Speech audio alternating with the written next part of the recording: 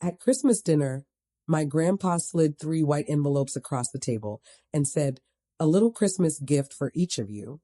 The silverware froze in midair.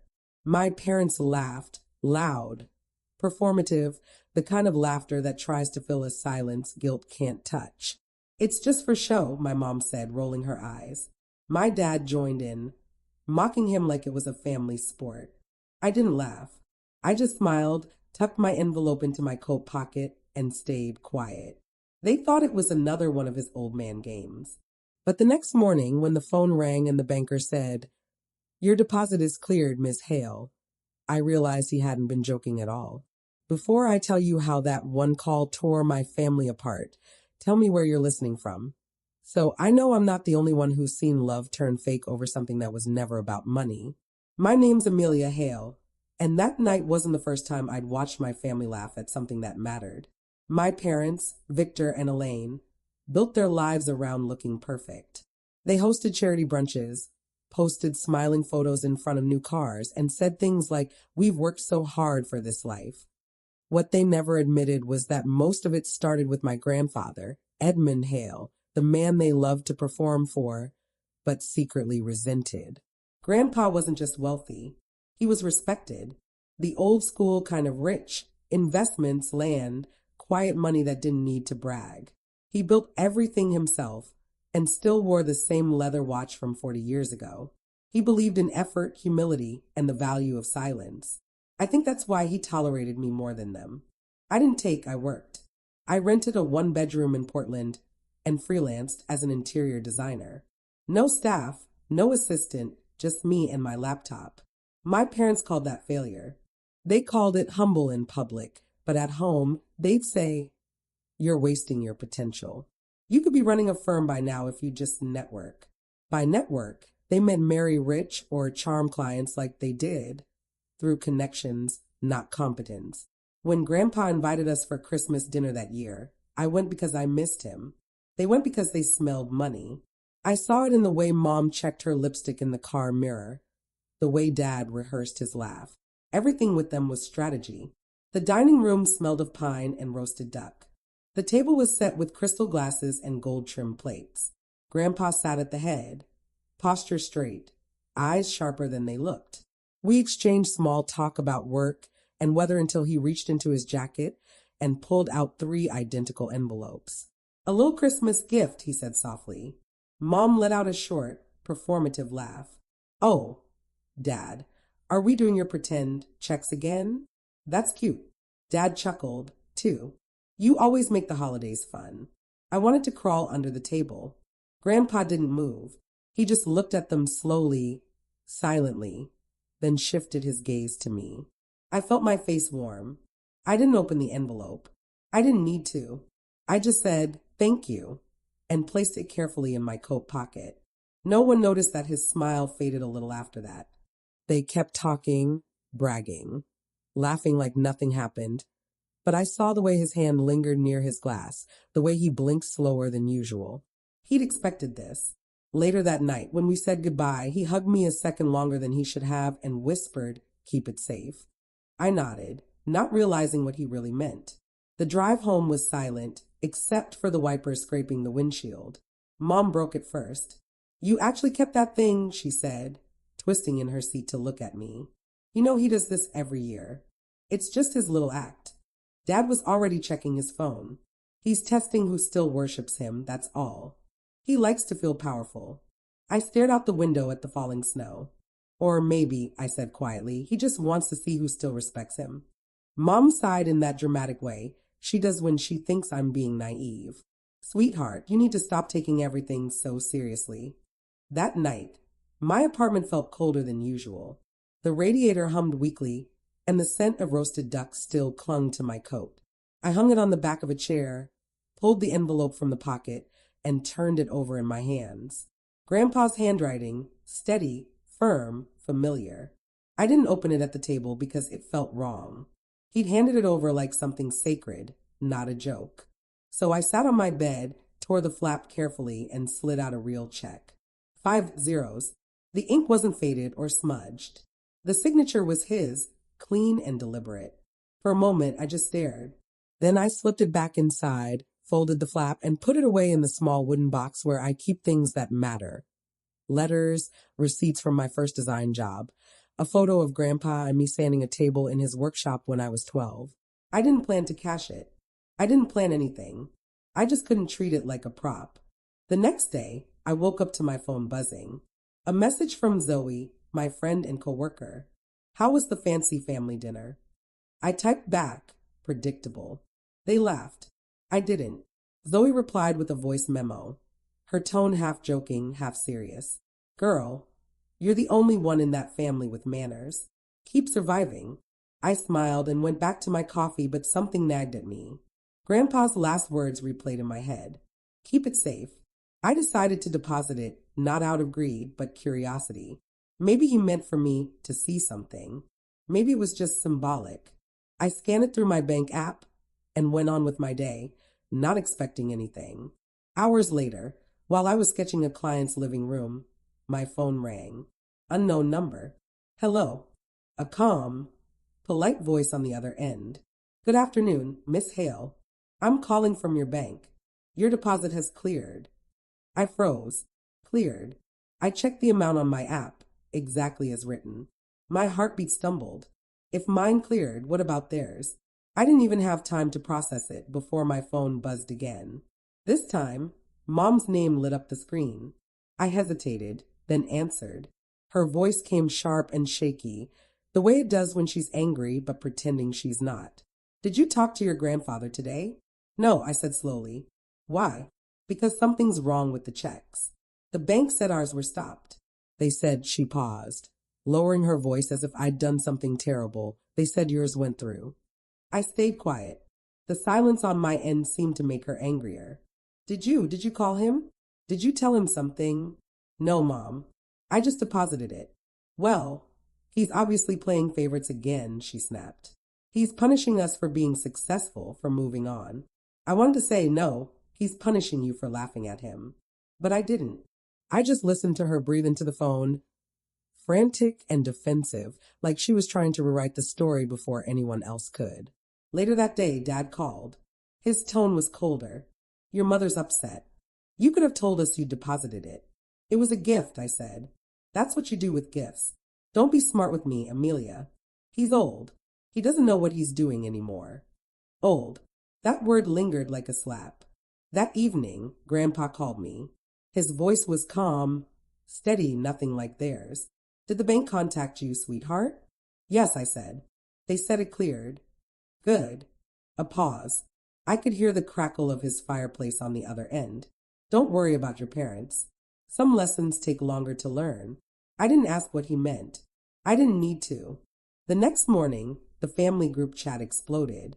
Mom's long messages full of blame and confusion. Dad threatening to straighten things out, but Grandpa said nothing. Instead, an invitation arrived in the mail 2 days later. His handwriting again. Dinner. Same house. Saturday, 7 p.m. No explanation, no note. Just a time and a place. Zoe called when she heard. You think he's going to call them out? I looked at the neat black ink on the card. I think he already has. That Saturday, I stood in front of Grandpa's house again. Snow crunching under my boots, heart steady. This time, I wasn't the quiet one waiting for permission to belong. I was the only one who'd passed the test. Grandpa's house looked exactly the same as it had a week earlier. Warm light spilling from the windows, wreaths on every door, the quiet hum of a fireplace inside. But the air was different, tighter. I could feel it before I even knocked. When I stepped into the dining room, the table was set the same way. 3 place settings, same gold-rimmed plates, same silver serving tray polished to a mirror. Except this time, the air between us was heavy. Mom sat stiffly, arms crossed, a smile glued on like cracked porcelain. Dad scrolled his phone, but kept glancing toward the hallway, waiting for Grandpa to appear. The sound of slow footsteps made both of them look up. Grandpa entered, calm and deliberate, carrying a thin stack of papers. He didn't greet us. He didn't even look angry, just resolved. I won't keep you long, he said, placing the papers on the table. You'll each find your names there. Bank statements printed this morning. Mom blinked fast. Dad, this isn't funny. You humiliated us. The teller said you stopped our checks. He nodded once. I did. Silence. Why? Dad demanded. If this was some kind of test, it's cruel. Grandpa looked at me, then back at them. Cruel would be letting you keep thinking respect is optional. Mom's voice wavered. We didn't mean anything by it. We were just joking. Joking, he cut in. When you laughed at a gift I offered, you laughed at me. You laughed at the years that built it. She swallowed hard. We thought, exactly, he said. You thought. He nodded toward me. She felt. The room went silent again. The fireplace popped in the corner, and for a moment it was the only sound. I didn't speak. I didn't need to.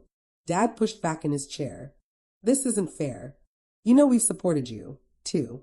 You're overreacting. Grandpa raised an eyebrow. Supported me? You've taken my money and called it independence. You've built an image, not a life. Mom burst out crying.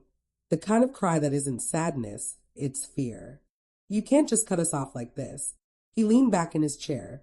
I already have. Dad's face flushed. You'll regret this. Grandpa's tone softened just slightly. No, son. I regret raising a man who values appearance over honesty. He turned toward me. Amelia. My heart jumped. Yes, Grandpa. He pushed one of the folders toward me. This is yours. I've transferred full control of the trust and properties to your name. Daniel will guide you through the paperwork. Mom's head snapped up. What? He didn't flinch. You both still have your homes, your jobs, your lives. What you've lost is my belief that you understood what family means. Dad stood up, gripping the back of his chair so hard his knuckles turned white. You're rewarding her for doing nothing. Grandpa finally raised his voice, sharp, cutting like thunder, breaking through calm. She did everything. She listened. She respected. She didn't laugh. The echo of his words filled the room. No one dared breathe. Then quietly, he said the line that would end everything good. Now I know who's real. It landed like a verdict, final, unarguable. Mom slumped in her chair. Dad looked away, his anger deflating into something smaller, shame, maybe. I sat still, unable to move, my heart pounding with a mix of grief and clarity. After a long silence, Grandpa stood. Dinner's in the oven. You're welcome to stay and eat if you can still sit at this table honestly. He left the room. Mom started gathering her purse. Dad muttered something about unbelievable manipulation and stormed out. The front door slammed. The house went quiet again, only the ticking of the grandfather clock marking time. I looked around at the untouched plates, the soft light glinting off the silver. It felt surreal. Grandpa came back a few minutes later, carrying 2 bowls of soup. He set one in front of me and sat down across the table, the seat that had always been his. We ate in silence for a while, the only sounds the clink of spoons and the wind outside. Finally, he spoke. You didn't cash it for the money, did you? I shook my head. No, I just didn't want to disrespect you. He nodded, a faint smile tugging at the corner of his mouth. That's what I thought. You see, Amelia, I don't care who has money. I care who has manners. He leaned back, watching the fire. People show you who they are when they think they're above gratitude.